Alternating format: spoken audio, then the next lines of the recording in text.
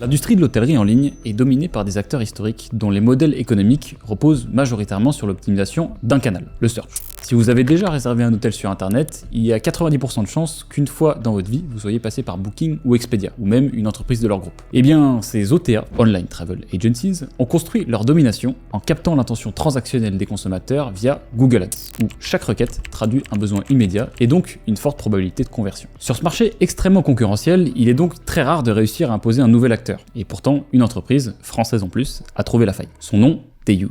Vous allez voir que leur stratégie pour s'imposer, avec plus de 2 millions de réservations par an dans 29 pays et 185 millions d'euros de GMV en 2024, était tout sauf conventionnelle, voire carrément contre-intuitive.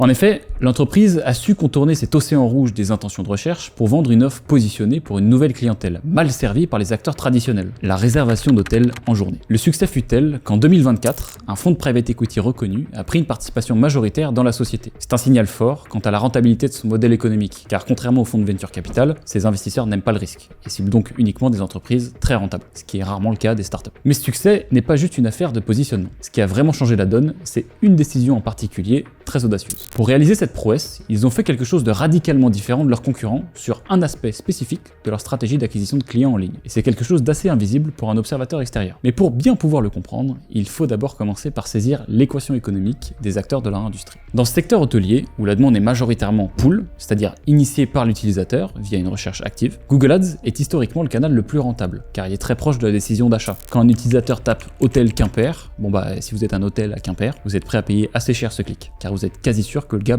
il est là pour réserver un hôtel à Quimper. C'est pour ça que les OTA dépensent des milliards chaque année pour être le mieux positionnés, ce qui complexifie pas mal la tâche aux nouveaux entrants. La compétition pour obtenir les clics sur les mots-clés hôteliers y est particulièrement féroce, car Google Ads attribue le clic au plus offrant, via un système d'enchères. C'est donc souvent le plus riche qui gagne. Résultat, quand vous êtes un jeune annonceur et que vous voulez couvrir le plus de requêtes possible, vous atteignez très vite un stade où le prix pour obtenir un clic ne vous permet plus d'équilibrer votre équation économique. En gros, t'arrêtes d'investir en marketing quand tu te rends compte que tu vas devoir payer 50 balles pour vendre une chambre 40 euros. Sur Google, vous êtes donc capé par deux éléments. Le nombre de requêtes pertinentes, vous ne pouvez pas acheter des clics qui n'existent pas, et le coût par clic maximum que vous êtes prêt à payer. Quand les deux sont au max, c'est game over, vous avez saturé le nombre de clics rentables. Vous ne pourrez grossir plus vite que si le nombre de requêtes augmente, ou si vous gagnez plus d'argent par réservation, ce qui vous permettra d'accepter des clics plus chers. Vous suivez? Alors pourquoi je vous parle de ça, moi? Eh bien parce que Dayuse n'a pas fait exception à la règle, et a très vite été confronté à cette limite structurelle du search. Mais alors, quel a été ce fameux coup de génie? Eh bien vous allez voir que c'est diablement simple, et un peu paradoxal. Face à ce constat d'être sur un plateau, ils ont pris la décision, qui peut sembler contre-intuitive, de diviser leurs investissements sur Google Ads par deux. Oui,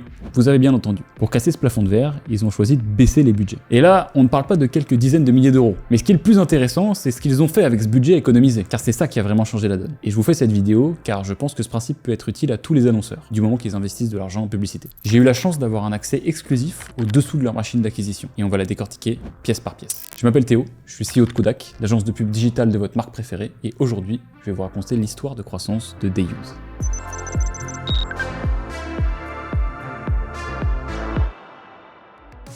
Avant d'ouvrir ce réacteur marketing, il faut comprendre sur quel message il joue pour acquérir des clients. Pour ça, une petite recontextualisation s'impose. L'industrie hôtelière repose historiquement sur un modèle partagé dans le monde entier, la réservation à la nuitée. Pour les grands acteurs comme Booking, Expedia et les OTA, la demande est donc structurée autour de ce paradigme, et toute la stratégie d'acquisition s'aligne sur cette logique transactionnelle. Toutefois, cette structure rigide ne répondait pas à l'ensemble des besoins des consommateurs. De nombreux voyageurs ou professionnels en déplacement recherchaient des solutions pour bénéficier d'un espace privé temporaire sans nécessiter une nuitée complète. Cette inadéquation entre l'offre et la demande a ouvert un espace stratégique pour une alternative innovante, l'accès à une chambre d'hôtel en journée pour quelques heures seulement. C'est sur cette observation que Dayuse a été fondée en 2010, à Paris, par David Lebé, alors directeur d'un hôtel branché de la capitale. Il constatait que de nombreux clients demandaient à réserver des chambres pour quelques heures en journée, un besoin totalement ignoré par l'offre existante. À l'époque, environ 70 à 80% des chambres d'hôtel restaient vides en journée, représentant donc une opportunité économique majeure. Conscient de ce potentiel inexploité, il crée Dayuse pour structurer ce marché naissant et optimiser l'utilisation des hôtels durant la journée. En attaquant cette opportunité, David et son équipe ont repensé la manière dont l'industrie hôtelière pouvait générer du chiffre d'affaires, à partir d'espaces sous-utilisés. Là où les chaînes hôtelières classiques maximisent leurs revenus grâce à l'optimisation du taux d'occupation nocturne, Dayuse a introduit un modèle qui transforme la rentabilité des infrastructures existantes, sans coût opérationnel supplémentaire. Ce modèle repose sur un équilibre stratégique, car il permet aux hôtels de commercialiser des chambres en journée sans empiéter sur leur vente nocturne. En d'autres termes, chaque chambre inoccupée devient une ressource génératrice de revenus supplémentaires, améliorant ainsi le RevPAR, ratio ultime en hôtellerie, le tout sans compromettre l'expérience globale du client.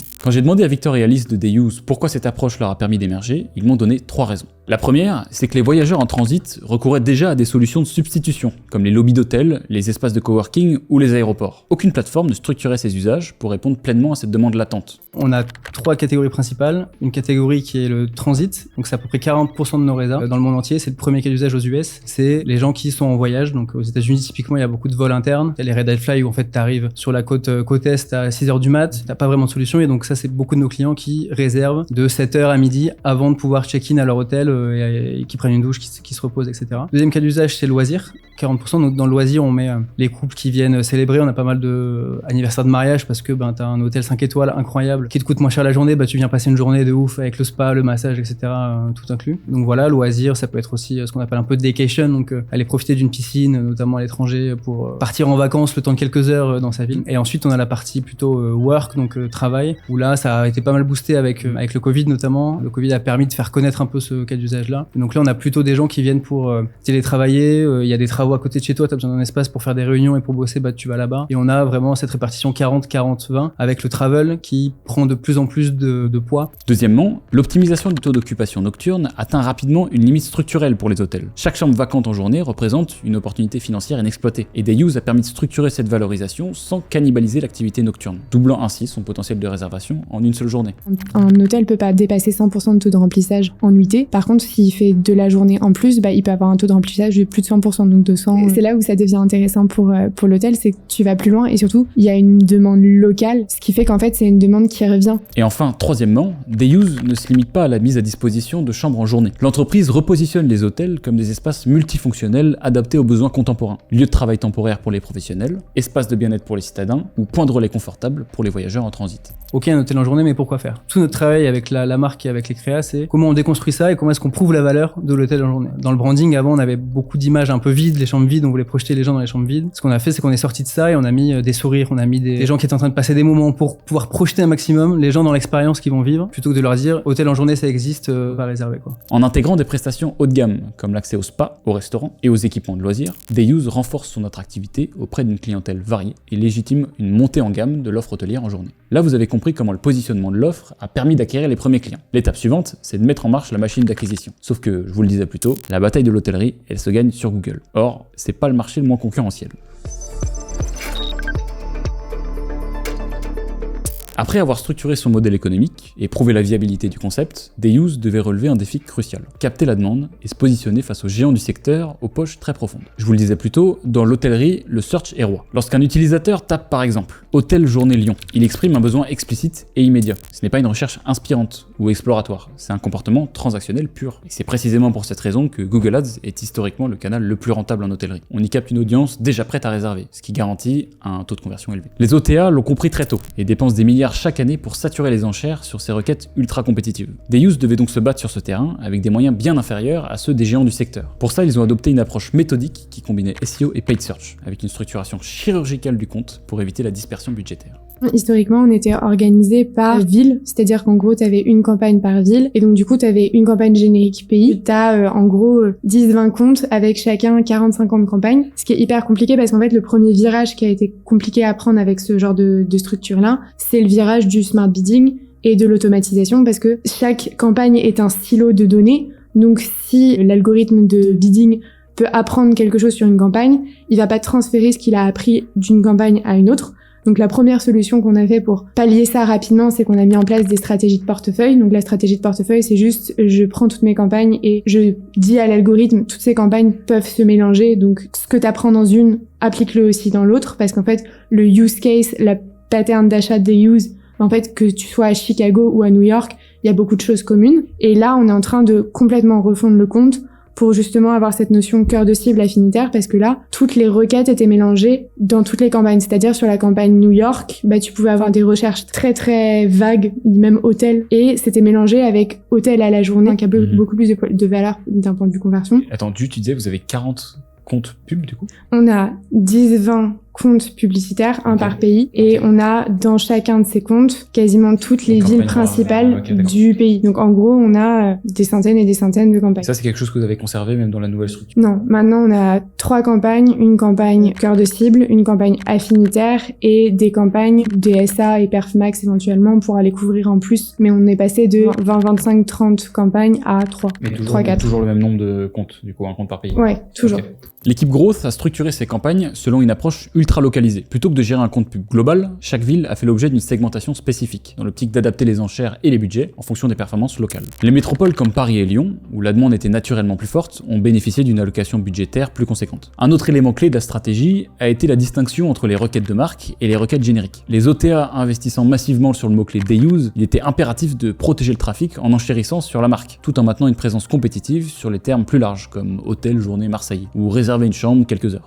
Petite précision, mais notre compte est très orienté hors marque, parce qu'en fait finalement la marque on la couvre en une campagne. D'un point de vue incrément, c'est pas ce qui nous importe le plus, donc on travaille surtout sur la partie hors marque. Les ajustements des enchères dynamiques ont également joué un rôle crucial, car les analyses ont montré qu'il fallait tenir compte de la saisonnalité des événements, ou de certains jours où la demande était plus forte, et adapter la stratégie d'enchères en conséquence. Donc en gros, on passe beaucoup de temps à modéliser la saisonnalité chez nous pour se dire est-ce que là la baisse elle est due à l'action que j'ai fait côté acquisition ou est-ce qu'elle est due à un mouvement qui en fait est un mouvement marché. Typiquement le dimanche, il y a moins de bookings. Si j'ai fait une modification sur ma campagne le dimanche parce que j'adore travailler le dimanche, en fait c'est pas l'impact de ma campagne, c'est l'impact de tous les dimanches. Donc c'est pas ma campagne. Donc on essaye de toujours dissocier un peu ces mouvements naturels des mouvements qui peuvent être des conséquences de ce que nous on a fait. L'approche segmentée et l'exploitation intelligente des signaux de conversion ont permis d'optimiser chaque levier pour maximiser la rentabilité des campagnes tout en s'adaptant aux spécificités géographiques du marché. L'apprentissage de Day Use sur Google Ads illustre parfaitement comment structurer un compte dans un environnement ultra géolocalisé. La segmentation, le contrôle précis des enchères et l'exploitation des signaux de conversion ont permis d'optimiser chaque levier pour capter la demande sans subir une explosion des coûts.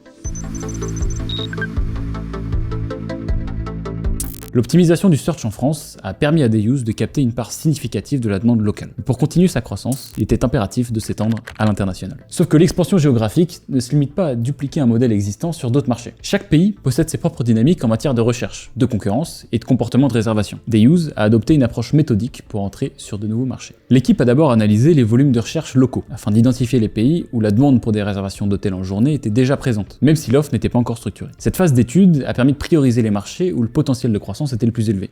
Aujourd'hui, on a tout un système de ce qu'on a appelé le scoring pays pour partir plus des demandes SEO. Donc en gros, ce qu'on fait, c'est que l'équipe SEO, elle a vraiment 2 pendants. Elle a le pendant SEO, positionnement de notre offre existante, et en fait, elle a un gros positionnement laboratoire de recherche, parce qu'en fait, les volumes de recherche des pays, etc., nous disent un peu quelle est l'offre potentielle par pays. Dans pas mal de pays d'Asie, on va regarder toutes les requêtes affinitaires avec du Day Use pour les quantifier et se dire, typiquement, la Corée, si on y va, c'est beaucoup du love hotel qui est recherché, c'est pas du tout notre positionnement de marque, donc en fait on va moins y aller. Mais des pays comme le Qatar, on les a ouverts et on se rend compte qu'il y a beaucoup de demandes de transit, parce qu'en fait il y a des aéroports au Qatar qui sont un peu la porte d'entrée quand tu vas en avion et que tu as une escale pour l'Asie. Donc du coup il y a beaucoup de demandes Day Use, qui est un des use case qui est important pour nous, c'est le transit, c'est-à-dire une personne qui a 8 heures à tuer dans un aéroport, donc en fait va prendre un aéroport dans la journée. Ça on le sait comment, via les volumes de recherche. On trouve toutes les requêtes qui nous indiqueraient qu'il y a un besoin adressable dans le pays et que d'un point de vue quanti il est assez intéressant quoi. D'accord. Après avoir identifié un pays pertinent, l'équipe a adapté la stratégie SEO et Google Ads pour s'adresser efficacement aux utilisateurs locaux. Cela impliquait de traduire et de localiser les pages du site, mais aussi d'adapter le wording aux habitudes de recherche spécifiques de chaque marché. En Allemagne, par exemple, les recherches sont plus descriptives et incluent souvent des critères très précis, alors qu'en Italie, l'approche marketing est plus axée sur l'expérience et le luxe. L'équipe a structuré ses campagnes Google Ads selon la même logique que la France, en mettant en place une segmentation locale. Chaque marché a fait l'objet d'une structuration spécifique, en fonction du niveau de concurrence et du coût par clic moyen. L'objectif était d'équilibrer la rentabilité avec la nécessité de s'imposer face aux acteurs déjà établis. Dans certains marchés, comme les États-Unis, où les OTA investissent massivement, Day Use a dû adopter une approche plus progressive, en testant d'abord des campagnes à budget limité, avant de monter en puissance sur les segments les plus rentables. La gestion des partenariats hôteliers a également représenté un défi majeur. En France, Day Use bénéficiait déjà d'un réseau solide et d'une notoriété déjà bien ancrée. À l'étranger, il fallait convaincre les hôteliers de tester le modèle sans avoir de preuves de traction locale. L'équipe commerciale a donc adopté une approche hybride, ciblée en priorité des groupes hôteliers déjà partenaires en France, pour faciliter leur intégration sur de nouveaux marchés, et en parallèle, mener des campagnes de prospection auprès d'hôteliers indépendants, grâce à des arguments chiffrés chiffré issu des performances en France. Il y a la partie demande et on fait matcher ça à l'offre. C'est quoi le nombre d'hôtels 3, 4 et 5 étoiles qui correspondent à nos critères. S'il y a des villes où des pays où on a un gros boost de la demande, on voit qu'il y a des requêtes affinitaires qui sont fortes et qu'en plus, il y a un gros marché hôtelier qui est assez affinitaire où potentiellement on est déjà un peu partenaire de certains groupes. Alors, en fait, ça va arriver en haut de notre scoring. On va dire, OK, celui-là, il faut qu'on lance parce qu'on sait qu'on aura de l'impact direct, quoi. Le succès de Deus, c'était vraiment lancer des pays en captant la demande existante parce que, c'est un service qui est peu connu, peu utilisé, qui n'existe pas vraiment. Mettre un premier pied dans le pays comme ça. Mais dans notre approche nouveau pays, c'est vraiment capter la demande, aller sur un pays où il y a de la demande, où on a de l'offre, faire matcher cette demande et cette offre, juste des gens qui ont besoin d'un hôtel quelques heures et des hôtels qui ont besoin de louer leurs espaces et se développer comme ça. L'expansion a été menée selon une priorisation des marchés, une adaptation locale et une montée en puissance progressive sur Google Ads, ce qui a permis à Deus d'étendre son empreinte internationale tout en conservant une approche rentable. Tout ça c'est bien beau, mais il y a forcément une limite au modèle. Après avoir optimisé son acquisition locale et orchestré une expansion méthodique à l'international, Deus s'est rapidement heurté à une contrainte inhérente au search, la saturation de la demande. L'acquisition via Google Ads repose sur un principe simple, capter une intention de réservation existante. Tant que de nouvelles requêtes apparaissent et que le coût par clic reste maîtrisé, l'investissement publicitaire est rentable. Mais un problème structurel émerge lorsque l'ensemble des requêtes pertinentes sont déjà exploitées et que chaque euro supplémentaire investi sert uniquement à capter des conversions marginales à un coût prohibitif. C'est aussi pour ça qu'on avait du mal à avoir l'inefficacité du compte Google Ads. C'est qu'en fait, on augmentait les budgets et du coup, comme on saturait déjà tous les mots-clés intéressants, l'algorithme allait juste bider sur des mots-clés qui étaient beaucoup trop loin de ce qu'on vend et qui en fait sont des mots-clés hôtel autour de moi où certes on peut convertir mais le taux de conversion il est très faible. Comme on saturait déjà la demande intentionniste, il allait juste sur des requêtes moins définies. En fait, ça sert à rien de courir après des impressions sur des requêtes et des mots-clés qui sont pas assez bons pour la conversion pour nous. À ce stade, la stratégie de Deus était capée par deux facteurs, le volume de recherche et la rentabilité des enchères. En d'autres termes, il était impossible de continuer à croître uniquement en augmentant les budgets, car cela aboutissait à un point de rendement décroissant, où chaque nouvelle conversion coûtait de plus en plus cher. Cette logique de incrément via Google Ads, à un moment donné, il y a un plafond et ça sert à rien d'augmenter les budgets sur Google Ads. Si les conves incrémentales, elles nous coûtent 300-400 € à chaque fois. Une chose est sûre sur Google, c'est que toutes les marques vont être confrontées un jour ou l'autre à ce problème d'incrémentalité. Le volume de requêtes sur les mots-clés, il va être limité. Et ce qu'il faut comprendre, c'est que les algorithmes, ils vont se concentrer sur les requêtes les plus pertinentes au début, parce que c'est là où il va pouvoir, lui, aller chercher les conversions les plus rapides et le plus simplement. Et après, il va aller chercher des requêtes un peu plus larges qui seront sûrement un peu moins pertinentes. Donc, au bout d'un moment, on va juste investir plus pour avoir très peu de conversions parce que les requêtes qui vont être ciblées vont être beaucoup moins pertinentes. Donc c'est pas la bonne stratégie selon moi à adopter. Ce qu'il faut réfléchir dans un cas comme ça, c'est de comment augmenter la demande sur les termes de recherche qui sont les plus pertinents pour mon entreprise. Et généralement, c'est pas dans Google Ads que ça se passe. Ça va être des actions externes, par exemple avec le social ou des campagnes télé. Je vous donne l'exemple d'un de mes clients que j'accompagne dans le solaire qui, en début d'année 2024, a fait une campagne télé et le volume de requêtes intentionnistes du coup sur des termes de recherche solaire a explosé. Ce qui a fait exploser la demande pour tous les acteurs du solaire, effectivement, mais pour eux, on a eu un volume de requêtes sur Google qui a explosé et du coup, on a pu bien augmenter les budgets sans perdre en rentabilité derrière. Face à cette contrainte, Deus devait repenser son approche. Comment continuer à croître quand on ne peut plus investir davantage sur Google ? Une première observation a émergé en analysant les performances Google Ads. Même avec de bonnes performances apparentes, la croissance des villes restait limitée. Et ce paradoxe s'explique en fait par la nature même du modèle last click, qui attribue toujours la conversion au dernier point de contact publicitaire, alors que certaines de ces réservations auraient peut-être abouti sans passer par Google. En d'autres termes, une partie des gens ciblés sur Google Ads étaient déjà acquis, d'où l'illusion de bon CPA, sans réelle création de demande. Donc en fait, ce qu'on a vu, c'est que quand on investissait beaucoup sur Google Ads, la dynamique de nouveaux clients était moins en croissance et on a déjà bien saturé la demande existante, quoi. Ok. C'est le problème classique du héroïsme. On cherche l'efficience immédiate et donc on surdépense sur les canaux qui affichent les meilleurs résultats dans les plateformes, sans se rendre compte qu'ils n'élargissent pas vraiment la base client.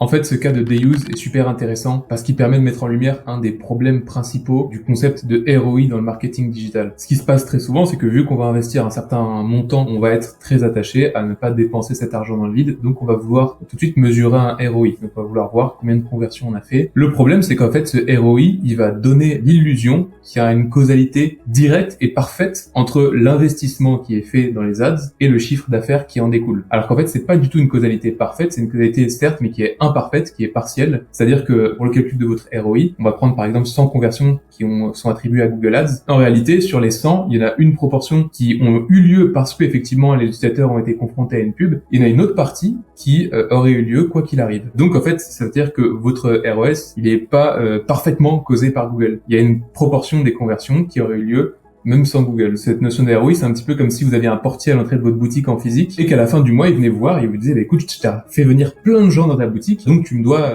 pas mal d'argent. C'est un petit peu la même chose que fait Google parfois, et donc il faut savoir faire attention à combien on alloue à Google et savoir le limiter pour justement ne pas se retrouver dans des situations où on va en fait complètement surpayer un volume de clients qui au final ne va pas bouger. Salut, c'est Théo, je te fais une courte interruption. Chez Kodak, on a une équipe de 60 personnes qui accompagnent les marques pour atteindre leur business plan digital via les bonnes méthodes de media buying, une réflexion publicitaire faite par des creative stratégistes et une expertise tracking qui est le nerf de la guerre à notre ère d'internet. On est partenaire premium de toutes les régies digitales, ce qui nous permet de bénéficier en avant-première des nouveautés et d'en faire bénéficier nos clients. Si jamais tu veux en savoir plus, nos experts Kodak proposent des audits qui te permettent de répondre à la question est-ce que tu es à jour par rapport aux bonnes pratiques de ton marché, ou alors est-ce que tu passes à côté d'une opportunité de croissance facile. Tu peux réserver un appel de découverte sur le lien en bio, il suffit juste de dépenser plus que 5 000 € par mois en publicité, ou alors de faire plus que 30 000 € de chiffre d'affaires mensuel. Maintenant je laisse nos clients te dire ce qu'ils pensent de nous. On a eu des super performances parce que forcément les créas étaient adaptés parfaitement à la plateforme. L'accompagnement il est vraiment top. On est à plus 30%. Kodak s'est toujours montré force de proposition et c'est très plaisant. On performe très bien sur les réseaux et sur internet. Dayuse a donc décidé d'expérimenter une approche plus large. Au lieu de faire reposer toute la croissance sur l'intention existante, il s'agissait de stimuler la demande en dehors du search. L'équipe a compris qu'en investissant sur d'autres canaux, elle pourrait augmenter sa notoriété spontanée et donc la captation de futurs utilisateurs.